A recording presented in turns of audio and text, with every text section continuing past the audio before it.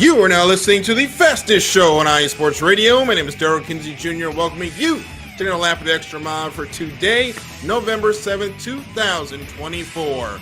And my oh my, do we have some controversy to get to in NASCAR. The Formula One World Championship is all but decided. And to help me talk about all of that, of course, are my co-hosts, Christopher Lehman, Michael Ward, and Jenn B. Good afternoon. Evening. Hello. It might have rained in Brazil, but that doesn't stop us from having this show. Can they send some rain up to Maryland? It hasn't rained in a month. I mean that legitimately. We're in trouble up here. It was also 82 degrees, so thanks, climate change. Hey, I know Tuesday didn't go as well as a lot of people hoped, but we're going to try to make your day a lot brighter, your evening a lot brighter to get into an incredible weekend of racing. But before we do that, of course, we got to pay some bills. We'll be right back to start the show. Sit tight.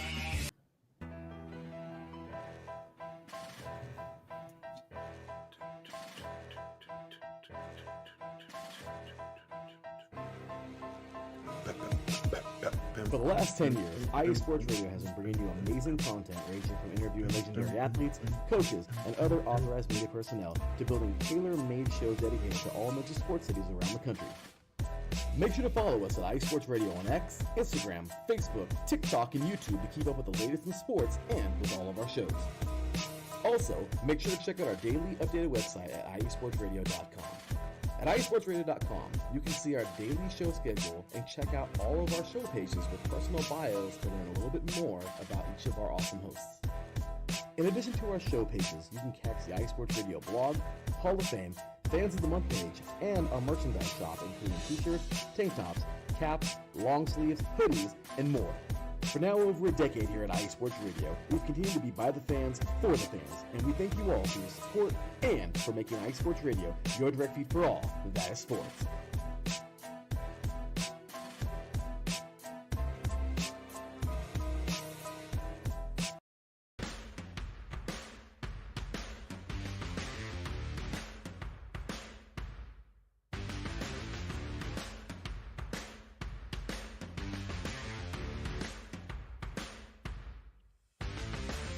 Hi, eSports Radio fans.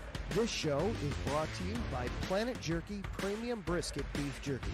Planet Jerky is the official jerky of the 2022 California League champion Lake Elsinore Storm, single A affiliate of the San Diego Padres. This all brisket jerky has gluten-free options, contains no MSG, no sodium nitrate, is low in sugar, and high in protein. Go to their website at planetjerky.net and follow them on Instagram at Planet Jerky. Planet Jerky, the jerky that's on a whole other planet.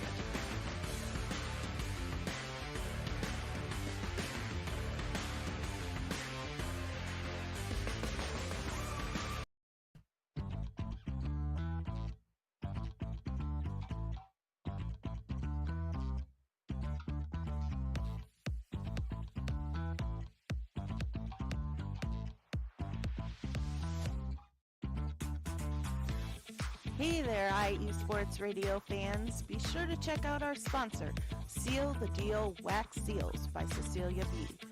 You just finished your very own wedding or baby shower invitations and you're looking for that extra special touch? Maybe you just wrote a letter to a relative or a friend and you want to add to their smile when they receive it. Then seal the deal with Cecilia's handmade sealing wax stamps for your invitations, letters, and gifts. You bring the deal, we'll bring the seal. You can find them on Instagram at SealTheDeal_wax stamps and on Facebook, Seal the Deal Wax Seals.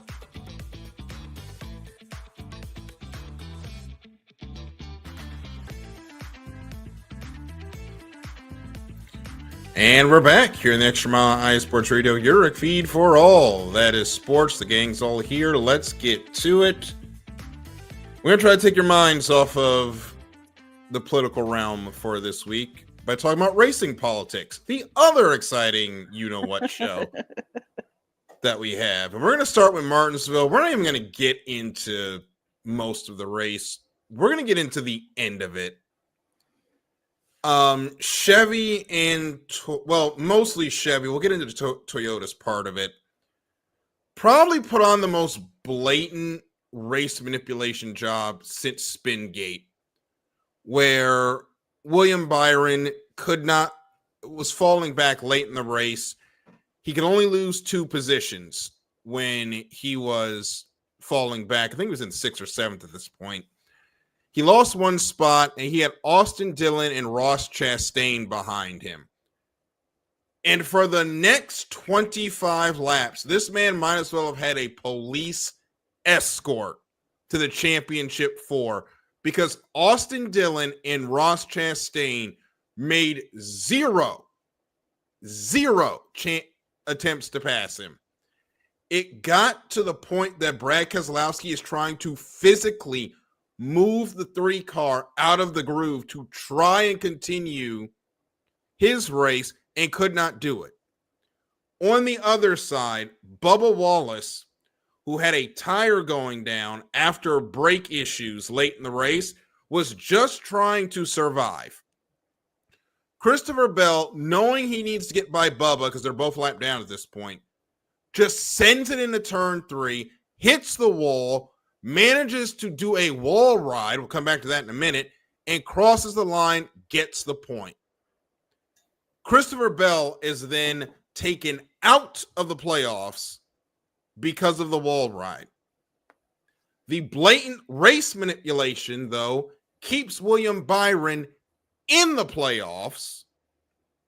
Bell is out, and Ross Chastain, Austin Dillon, and Bubba Wallace were all hit with massive penalties. Neither will have their crew chief. Neither will have their spotter for this race. That's one thing lost, one thing gained for one of those teams. We'll talk about that in a minute. And $600,000 in fines were levied. All 3 teams were going to appeal the decision. 2311 and Trackhouse decided not to. RCR went ahead and lost. I don't even know where to start. I will say this. If this is what the playoffs are going to turn into, because the manufacturer collusion has been awful this year, let's just go back to the 36 race season and get rid of the playoffs. Because, and Michael, I'll start with you. That was absolutely horrendous what we saw. It was very horrendous. It's blatant race manipulation if you want to go that route. It was definitely wrong. And trying to find the right words here, but yeah, it's just not what you want to see in this level of racing. No, it's not. Chris, we're used to seeing this in Formula One, but NASCAR Twitter was on fire with what happened. A lot of people were calling for a 2013-esque penalty where William Byron gets pulled out of the playoffs. I really think the only reason they didn't do it is because it wasn't another Hendrick car blocking for him, which they couldn't because 3 Hendrick cars were trying to get into the championship, and Alex Bowman wasn't close enough. 2 of them are trying to get into the championship. Yeah, 2. I have said this before, and I will say it again. I have a very strong bias against William Byron, so I would have loved to see him out of the playoffs, to be honest with you. It's not a rational bias. It's there. So I really, after Bowman went out, I had no stake in the playoffs anymore. So it was just, at this point, I want Reddick to win as a big FU to NASCAR, to be completely honest with you. Or Blaney, I guess. But I don't have any skin in the game. So I'm just kind of a casual spectator at this point. Jen, what was your thought of it? Because I was absolutely livid when it happened. It doesn't make a whole lot of sense. I don't understand why they have to make this all crazy. Why can't it just be about the driving? It wasn't a weird finish to the race with because I looked away for a little bit and then all of a sudden the whole top 10 changed. I was like, what the heck just happened? But yeah, I don't get it. And it's getting to the point where, like you said, what's the point of the playoffs? Well, we're going into Phoenix this week. We don't have to go over what's about to happen. There are 10 million reasons why 4 drivers want to win on Sunday. More than likely, you're going to have to win the race unless Ross Chastain decides to stand on his head again like he did last year. But if this is what Martinsville looks like, what is Phoenix going to look like? If this is what's going to be going on all day. I mean, this collusion can't go on, right? Like, it can't get any worse than what we just saw, right? Right? It Famous could. last words. It did. Things we've been saying things can't get worse a couple times this week, Darryl. You're not It might wrong. get worse. Managed to get worse. Yeah. I would say, how much does this do to NASCAR's credibility? But I think NASCAR's credibility went out the window about 30 years ago. I think it is what it is. You take the France family doing whatever, and you just roll with it, except for if you're 2 owners that make money outside of racing, then you go ahead and sue them, which hopefully we'll be hearing a decision on that case, or in phase 1 of that case tomorrow. But it's rough, and now it puts a big question mark on whether or not people are truly going to race for themselves on Sunday, or they're just going to race for the manufacturer. Because we've got Chevy, all 3 are represented, and now are the people going to be racing for each other, or are they going to be racing for the championship 4?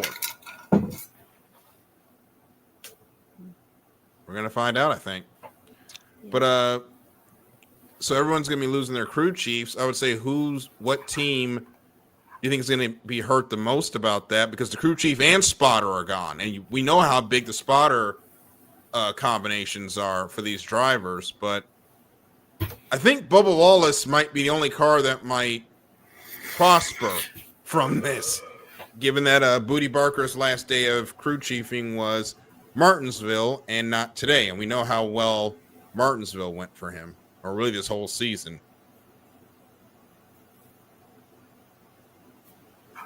He might be the only guy that benefits from this in some way. Yeah. Maybe he could get a win. When it If doesn't matter. If he wins Phoenix, that's going to be insane. If they dump Booty Barker and Bubba Wallace wins the first race without him, do you know how many Wallace fans are going to be angry cheering about that? I mean, the icing on the cake would need to be Reddick finishing second to get the championship, which I think everybody at this point is rooting for because they just want to see the chaos. I'm an agent of chaos. I want to see it. I want to see it as well. And I also like Reddick, so why not? But yeah. I love Reddick. And it's tough that we're here with these suspensions, and all these teams got hammered to the point of $600,000 worth of contributions to the Victory Junction gang, because that's where all the fine money goes. So at least that place gets taken care of. But NASCAR has a lot that needs to talk about with its manufacturers over the off season about this collusion thing, because it's only getting worse, not better. We need to just take a quick break. The Ravens uniforms, their helmets are the logo that they've got on right now are hideous. The uniform looks good, but the logo on the helmet is terrible. And if Larry B is listening live, which I'm sure he is, I want to hear what you have to say, Larry, because the uniforms are great. The helmet's just the logo is just terrible. If someone get a picture of, I'm going to see if it's on Twitter. If someone get a picture of this thing for us, that'd be great. What are your thoughts on screen wow. sharing? I would not screen share the NFL because they'd probably nuke us from orbit. It's not the NFL. It's just I'm showing you my Amazon homepage. Just oh wait, oh my god, that I Share it. like. It's like Share a it. cartoon raven. share it. I actually like I like everything but the logo that is on the helmet. It literally looks like they bought a sticker and stuck it on there. I know. I like that like the muted purple. I think the muted purple looks awesome. This is what happens when you put 3 people with ADHD in the same room, by the way. This is the helmet. Oh, that doesn't do it any justice. What is that? That's too shiny. Yeah, that's just a picture that they used on Twitter. I love the color the Raven is. Let's not do that. Let's go back to the drawing board on that one, Baltimore. But so our championship 4 in all 3 NASCAR touring divisions are decided. Championships will be handed out starting Friday with the NASCAR Truck Series championship race on FS1. That'll be the main one people want to watch. Yeah, and we're gonna get to why in just a moment. Your playoff drivers in that championship will be Grant Enfinger, Christian Eckes, Ty Majeski, and Corey Heim. Gonna run for the championship on Friday night. Guys, who do you think is going to win it? And is it going to be as big of a crap show as last year's race was for the trucks? I'm kind of hoping it will. I don't know. I'm not really. I haven't watched enough trucks this year to really have a informed opinion. Mm-hmm. I think the driving standards for the trucks has gotten slightly better, but it's still going to be absolutely ridiculous. And I think we're going to see some bad driving. We're going to see we're going to see some poor driving standards, I think, from the trucks. As far as who I think is going to win, I'm going to go a shot in the dark, and I'm going to take. You know what? I'll say Ty Majeski wins it this year. He'll get championship number 1. That'd be a nice screw you to NASCAR. Did you see about his fine? Who? Christian Eckes or Ty Majeski? Yeah. No. What did he do? He got fined for missing a media appearance for being home voting. Wow. So he had a mandatory media appearance on Tuesday, but he was home voting. Like he was doing in-person voting, and he got fined for it. That's at least what I saw. Fined $12,500, by the way, for doing his civic duty instead of going to a media. Which they said, like I can't imagine that they don't honor the appeal. You know what I mean? Like if the appeal goes against him, that would probably be my last straw for NASCAR. That would actually be like I would be done with the sport at that point. That's just ridiculous that they would even do that. I mean, the dude's voting. Why would you have any mandatory meetings on election day? That just makes no sense. Sorry. I'm going to try to see if we can move the. I'm going to take this down because we're hiding Michael's face down there. Hi, Michael. So we got the Xfinity playoff or the Xfinity standings up. They're going to race on Saturday for the championship. Your 4 that are in it is Austin Hill, AJ Allmendinger, Cole Custer, Justin Allgaier. 4 really good stories out of this. AJ Allmendinger, his last chance at it before he goes back to full-time Cup racing. Cole Custer in the last hurrah for Stewart-Haas Racing as we know it. Justin Allgaier, the journeyman of the Xfinity Series, looking to finally hoist that cup above his head, and Austin Hill. I know who people don't want to win the championship, but who do you guys think, or who do you guys want to win out of these 4 on Sunday? Or Saturday, sorry. My heart's telling me Cole Custer, and my brain's telling me Adriel Allmendinger. I kind of agree. My sentimental side wants Cole Custer, but really, my sentimental side wants Cole Custer or Justin Allgaier. But I was gonna Custer, say I'm going Allgaier.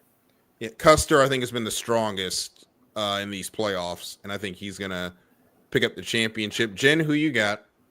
I'm gonna go with Cole because that's my son's name. Nice. Can't argue with that. That is always a good reason. Whatever works. And Sunday, the big show, boy. the Cup Series championship race.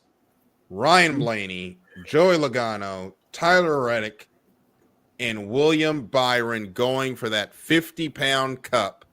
2 Fords, a Toyota, and a Chevy. I'm going Tyler Reddick because A, I'm a 2311 racing fan.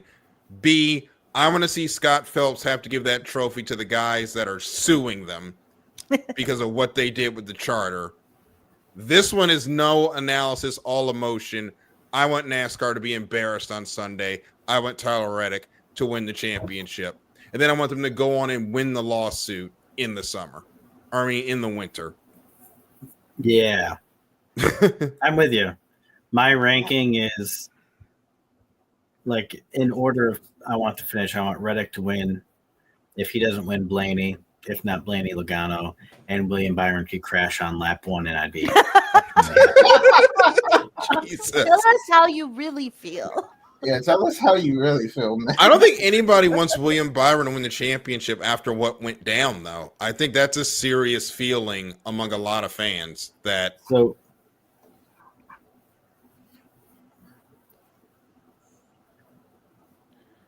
and that's from Mikey Two Guns on YouTube asking us who's our sleeper pick for Sunday. As we're actually going over our championship 4 picks. As far as the championship, because we know one of these 4 is probably going to win the race. As much as I hate to say it, I think William Byron is a sleeper pick. I was going to say Logano. Yeah, I think Logano's a sleeper pick, honestly. I don't say Logano's a sleeper pick because anytime the pay window is open, that's when he's going to be the strongest. That's true. And the pay window is open on Sunday, so he's going to be. This is where he's going to stand on his head. That's and true. Win the championship. William Byron is taking Martinsville out of the conversation. Is criminally underrated at Hendrick.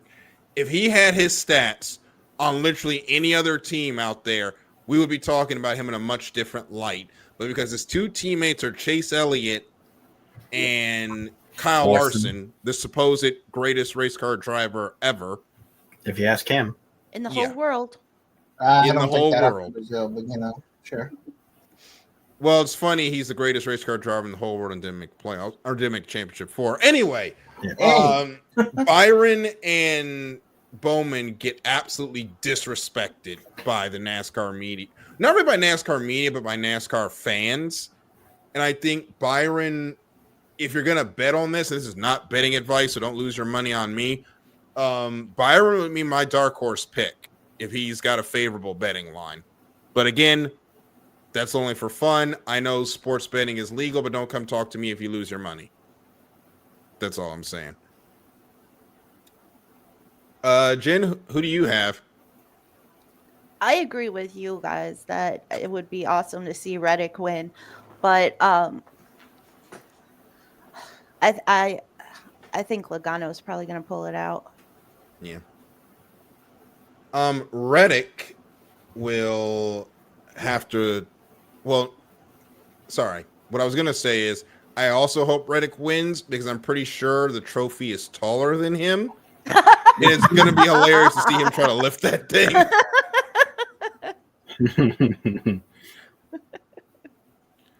And another question from Mikey Two Guns. Going into 2025, what driver do you think will take the biggest leaps forward?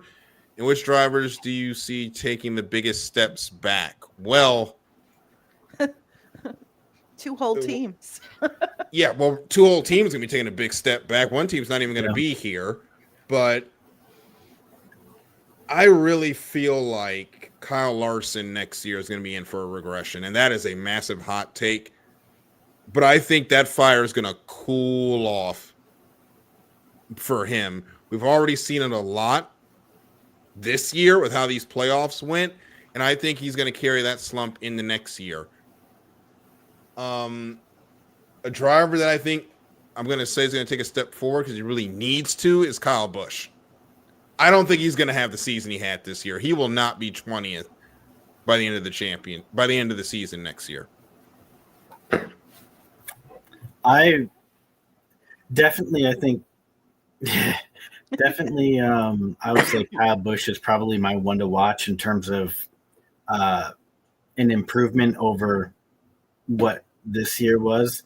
Mm-hmm. And I would say my step back is probably going to be William Byron. He had a very good season, and I think it'll be hard to replicate. So I think I could definitely see him not doing nearly as well as he did this year. Definitely having a career year. And it's kind of hard to follow those up. And if you want me to pick an unbiased pick, because I've already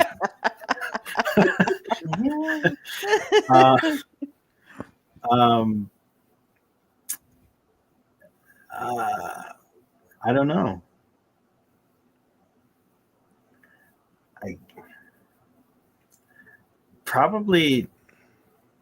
Now that I'm looking, probably Ty Gibbs. I feel like he was under the radar good this year.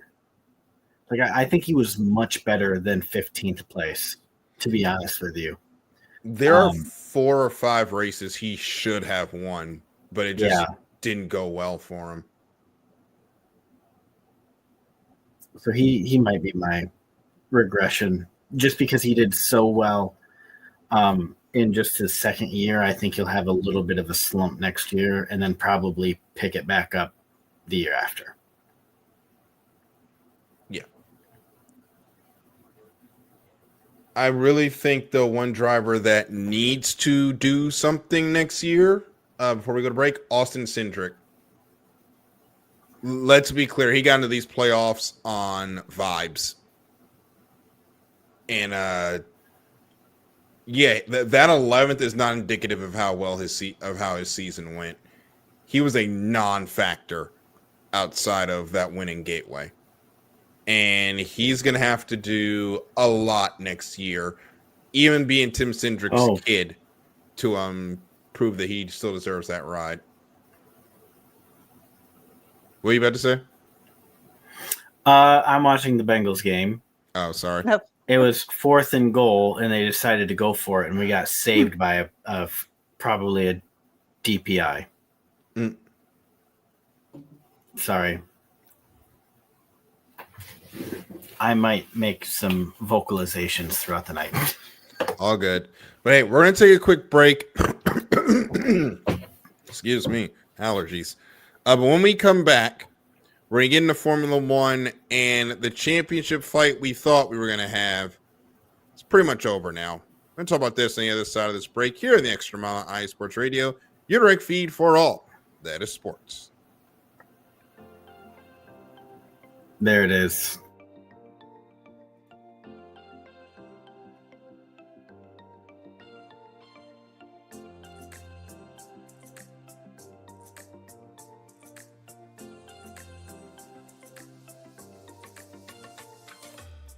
Are you a fan of Buffalo sports?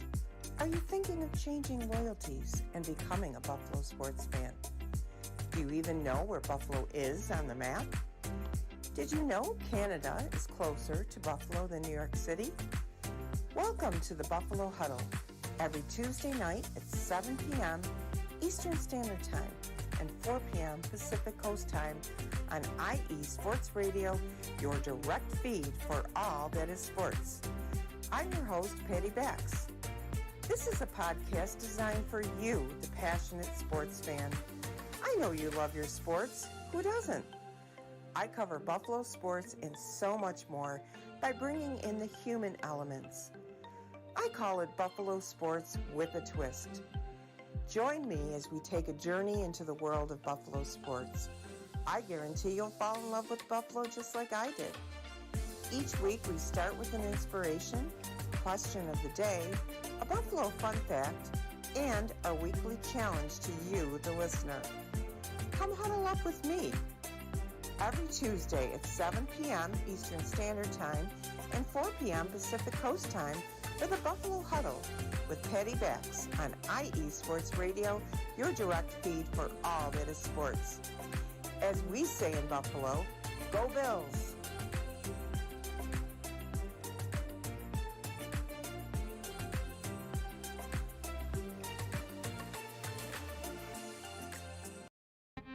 Hey yo, what's up? It's your man Bishop, the voice of This Is KC Sports, the show where we go over the Chiefs, the Royals, KC Current, Sporting KC, MU, and oh yeah, if we got time, we'll even throw in some of that KU stuff from my people on the 913 South.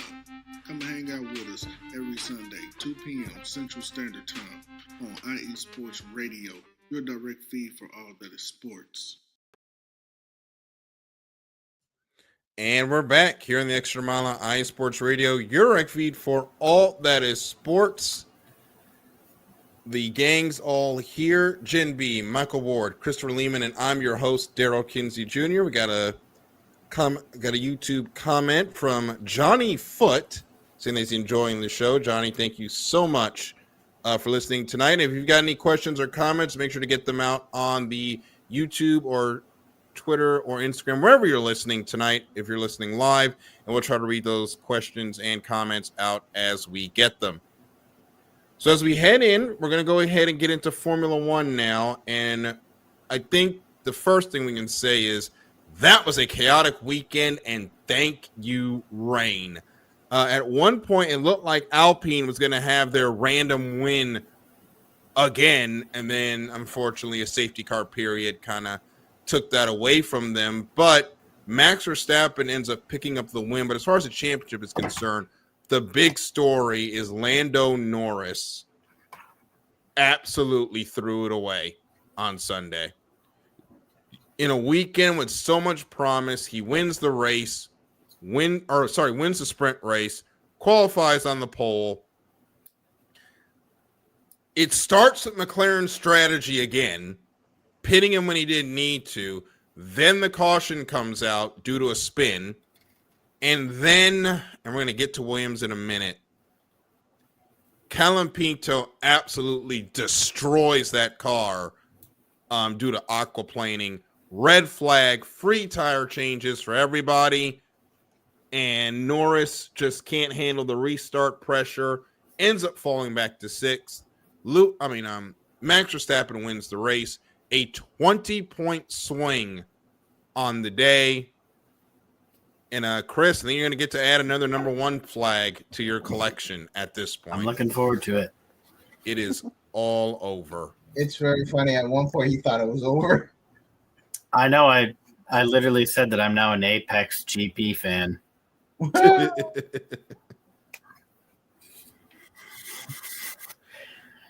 It's nice. Without getting too political, that was kind of a harbinger of what happened on Tuesday. And that's as far as I'm going to go with that. But we're going to continue on. I guess the only good part... That was a masterclass. I think the only thing I didn't like is how in an interview after the race, Lando said it wasn't talent, just luck. And that kind of irritated me a little bit. Oh, no, dude. It was talent, and yours ran out. And I'm like, I'm sorry yours ran out. And, his kind of shone that day. Yeah. Because like Ayrton Senna says, in the rain, it kind of proves who's talented and who's not. And it showed that day. Esteban Ocon, talented. The second most talented guy in Formula One. I mean, he can be when he feels like it. How about Alpine? Double podium? Yeah. That was all, and they've been having an awful season. They're getting rid of their engine program at the end of this year to become a customer team, and they went out on a high note, almost had a 1-2. It was really good for them. Yeah, They I was left up I was 2 pumped. places, I think. 2 places in the constructors, I think. Yep. Yeah, it was a really big day for LP, and I was happy for them. Yeah. I think a lot of people were, especially what's been going on in the factories for them. It was good for them, but as we end this we go out of Brazil. At this point, McLaren's just playing for pride and trying to hold on to the owner's championship or the manufacturer's championship that even there they might lose. I don't know. I think they might win. We lost. Well, it depends on whether or not Lando keeps selling and what Ferrari decides to do. How do we look back at how McLaren handled this drivers' championship? Poorly. So here's my 2 cents. They had something going. I think they inflated it more than it should be. I think the reason they lost the championship, well, the championship was going to be hard to win anyway because Max is incredibly consistent. But in my opinion, they lost it due to, dare I say it, poor strategy. Mm-hmm. And they didn't really, I want to say they didn't really incorrect use of team orders. Because when Lando was mathematically possible in the championship, they should have had Piastri, play the team game earlier than they did now. And that kind of took points off of Lando. Instead, they asked Lando to step back and let Piastri win. Yeah. That move will never make sense to me. Never, ever, ever. Their only luck is that it's not going to matter. But that move will never make sense to anyone. It still doesn't make sense to me. And if you ask me, I don't really think this championship battle that people said it was, I don't really think it actually was a battle. Because all Max had to do is be Max and finish consistently in the points, which he did. Yeah, but Max wasn't even being Max. He was finishing like 4th and 5th and going back to 2021 spec. Yeah, but he still managed to get those points, right? And at the end of the day, I don't know if this was actually a factor or not, but he did manage to intimidate Lando enough for him not to be much of a factor than he already was. Oh, they did such a good job of making underhanded comments about Lando in the media, and that had to eat at him a little bit. Yeah, so I think that they know how to play the intimidation game. I'll say that too. Yeah, absolutely. Yeah, there's a lot of factors as to it's not really just on track performance. There's a lot of factors on why this championship was not a factor. Also, I mean, Lando is just, he hasn't been in this position in Formula One where he's racing for a title yet. No, he hasn't. So he's got a lot of mental fortitude that he's got to build up. Whereas Max is, going back to 2021, he was going up against arguably the greatest of all time, or the Mount Rushmore of greatest of all time, at least. And and then in the last couple of years, I mean, he's just learned consistency and the mental fortitude that you need in terms of just not making a mistake, being perfect lap after lap after lap. Lando's going to come out of this year in a lot better place to be in a tight battle again. Yeah, I definitely think I was going to say it. I agree with you. After this season, though, he's going to learn a lot. He's going to learn how to, soak up the media. He's going to learn how to soak up the criticism and get his head down and try to win a championship. So I think if McLaren continues this upward trend, he might be if he and Piastri maybe might be a factor this year. Well, the thing is I feel like they have already lost ground. McLaren's already lost ground.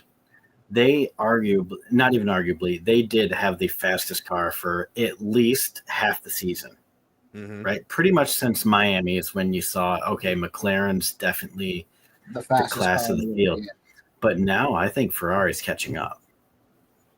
Oh yeah, they definitely are. Ferrari's knocking on the door. So now I don't think, I was kind of thinking like, and I think maybe a lot of us were unspokenly thinking like, okay, Lando's probably not going to win the drivers this year, but next year they should walk away with it.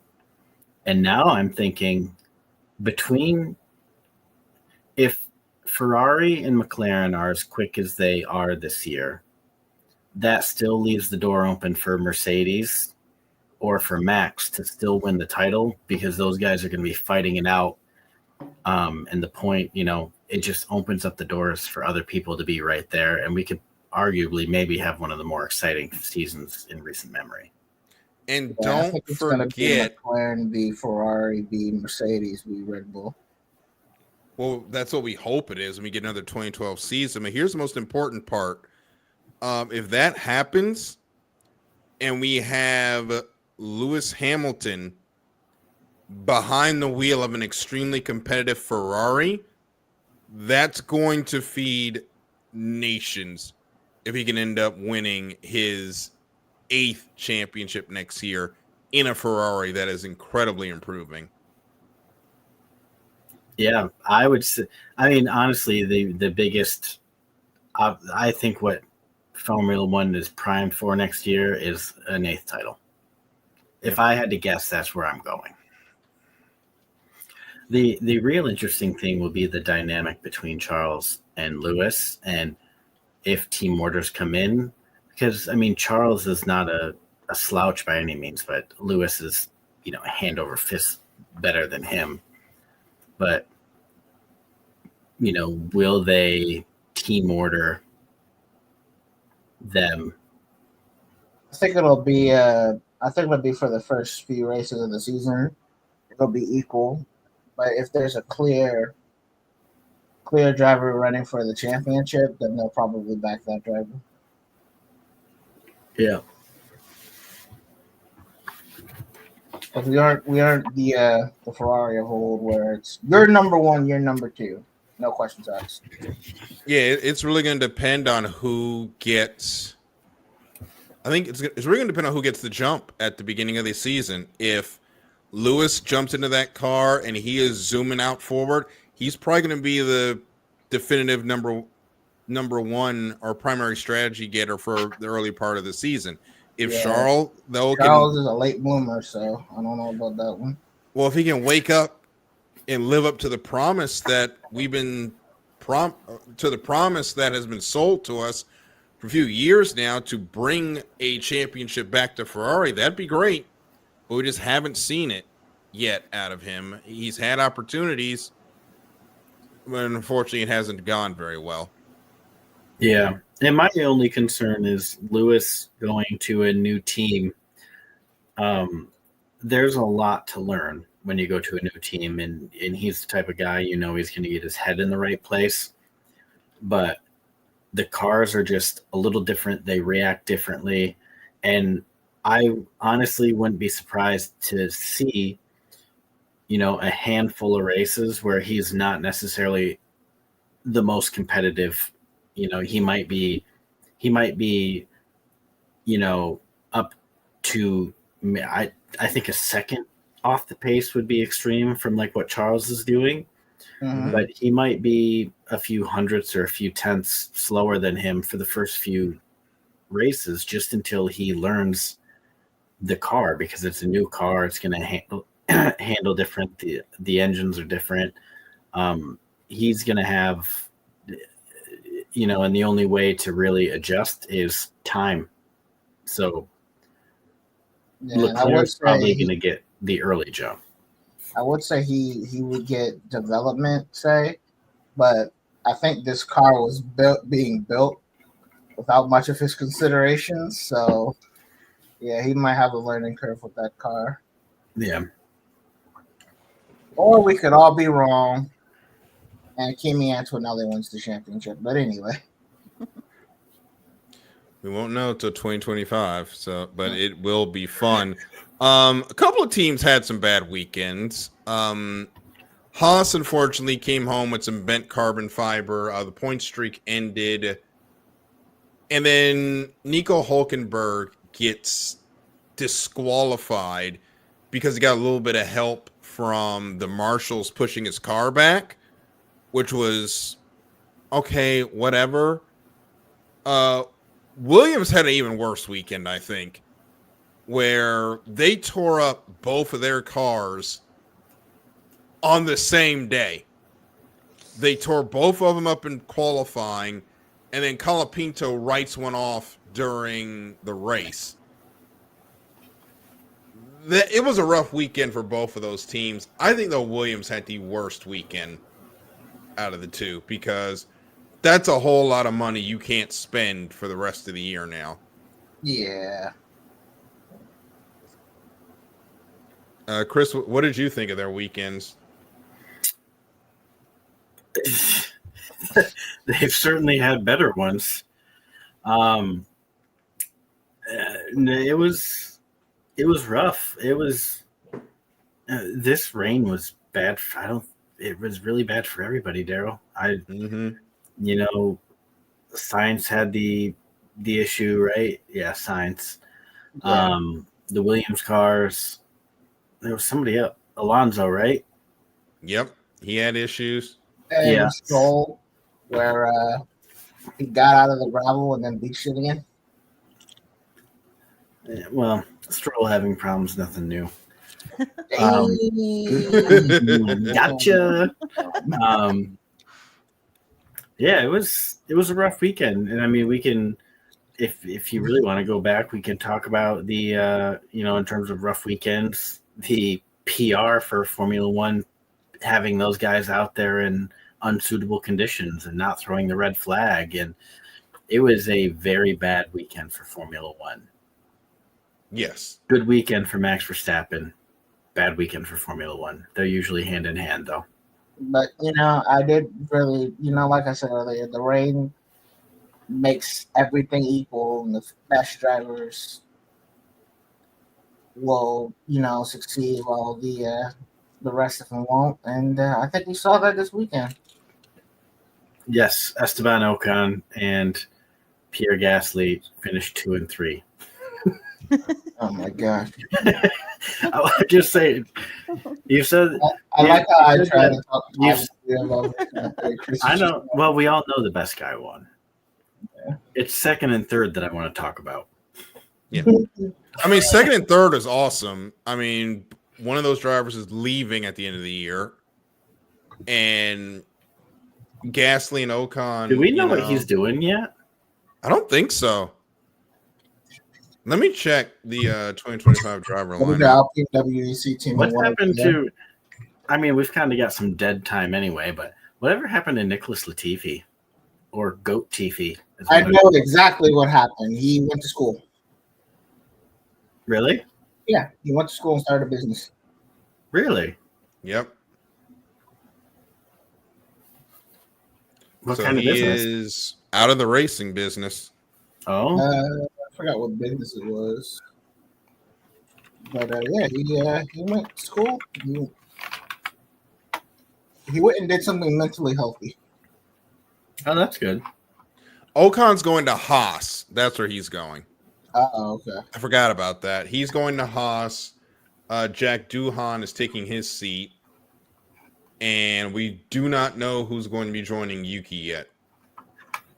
Oh, no. Yuki is going to RB, or staying at RB, and we don't know who's joining him yet. Fun fact, you can also connect with Nicholas Latifi on LinkedIn, as I just found out. Liam Lawson is going to be next to him for sure. He should be. And I don't know. I don't think Checo's in that seat next year. I really don't. I don't know. I think Checo's I think he's gonna still be there. I think it's Colapinto. Experienced F1 driver.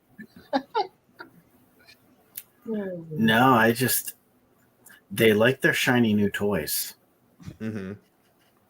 And Checo's not performing, so it's time for the next shiny new toy, and that's Colapinto. I heard they were trying to get Colapinto. Yeah. I could see it, even though I really think that if you're going to do that, just move Liam Lawson up and give Colin Pinto the RB seat. What about it? No. The V carb seat these days is a one-way street. You just go back to it. Yeah. Or like Michael just said, move Sonoda up. That's like he's just there sitting there like, what am I supposed to do? Give the kid a chance. Like I want it to be Yuki. That is my number one pick for the seat next to Mac is Yuki. Yeah. He has matured in the ways that they've asked him to mature. Mm-hmm. And he's been there forever. And he's performed when the car wasn't there, so give him a shot. But I think now they won't do it because in 2026 he'll probably be at Aston Martin. You always say that. Now that they give him the big seat. And I don't think it's gonna happen. He's only there for Honda. The worst kept secret in Formula One. Yeah.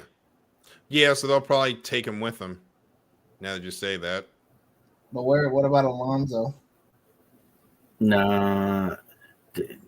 Bro's getting old, man. At some point, you got to call it quits. Tell him that. He'll figure it out. Tell Lewis that. I don't know. Lewis might have the whole fountain of youth thing going over there. I mean, Lewis might just do his, 2 years at Ferrari? Or is it 3? I don't remember if they announced what his contract was. I think it's 2 years or maybe 3. I definitely know he's going after 2026, and that's that. I know that for sure. Yeah.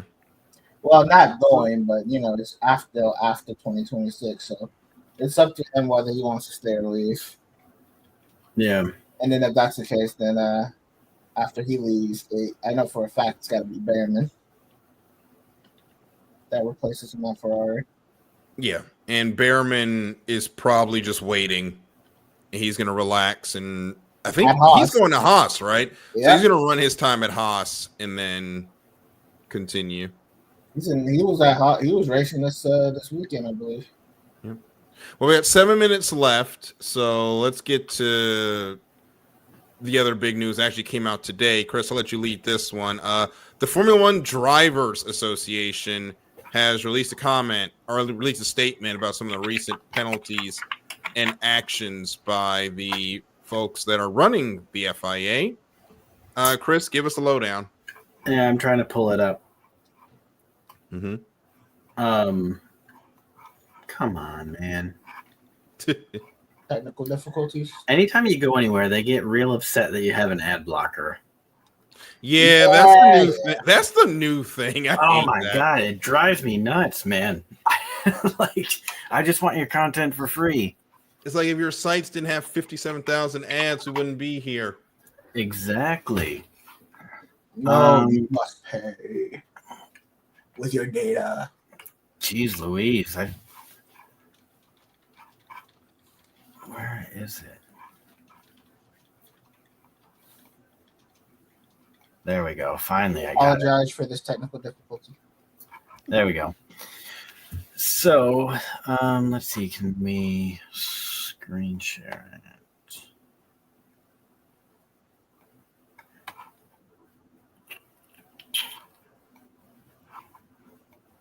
There we go.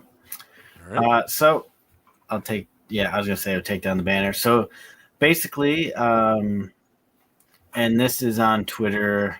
That's where. Oopsie. That's where that's from. So basically, they are just saying my favorite bit of it is the third paragraph down. With regards to swearing, there is a difference between swearing intended to insult others and more casual swearing, such as you might use to describe bad weather or indeed an inanimate object such as a Formula One car or a driving situation. That right there,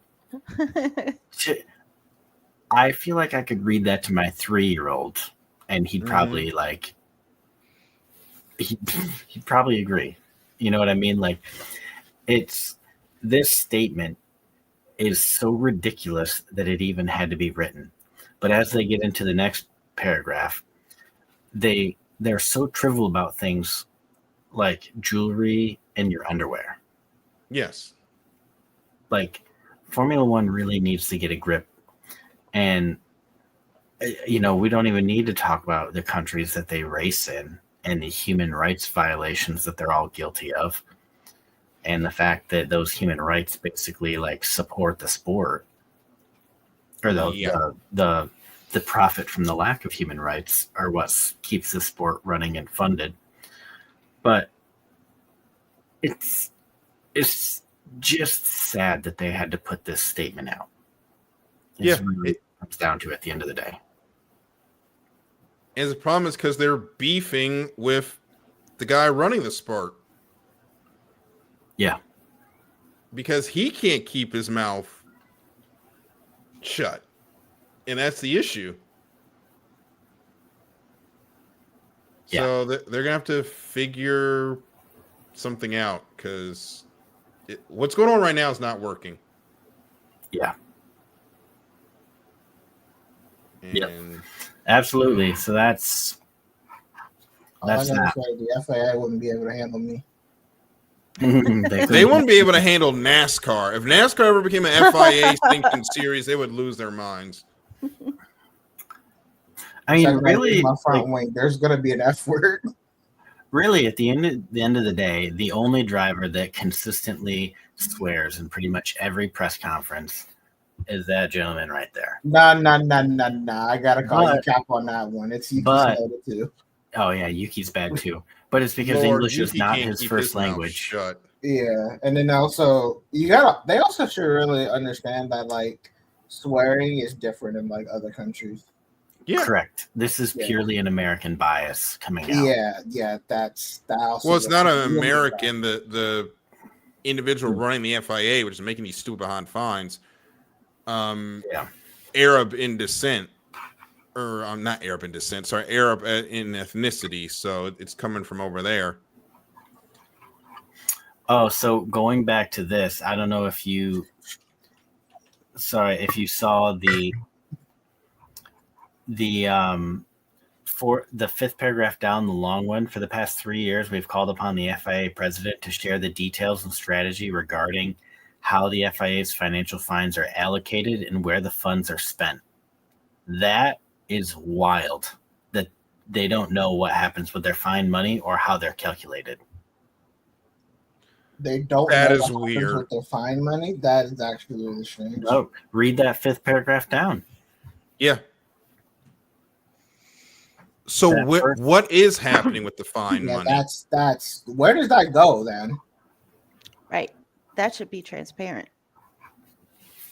Is it going in? Is my fine money going in some guy's pocket?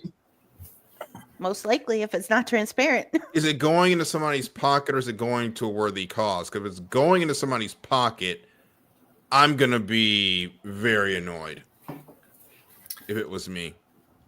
Oh, my God. How do you... Sorry. I'm assuming something happened in the football game. Oh, yeah. But don't even know why they bothered bringing the defense out on the field.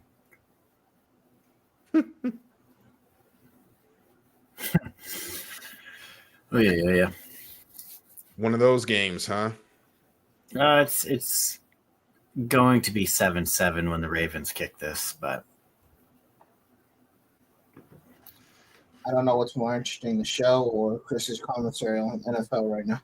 I think a mixture of both. But hey, this is the penultimate show of the season. We actually got our most active YouTube recognition tonight. So thank you to everybody that watched on YouTube tonight. We got some good numbers on Twitter/X as well, although it sounds like something else has happened on X, so God only knows how long that is going to last. But next week will be our season finale. We will wrap up the motorsport world as it has been for 2024.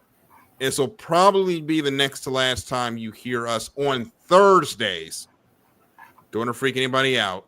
We possibly are going to be switching days. Keep it locked to our social medias on Twitter/X for now, depending on if we're still over there, because we may be moving earlier in the week. So you want to sit tight for that. But thank you all so much for listening to this edition of The Extra Mile. Remember, you can hear all of our episodes at these fine places down below. Make sure you go to the website, which is right there, and make sure you give us a follow on these fine places at the bottom of your screen.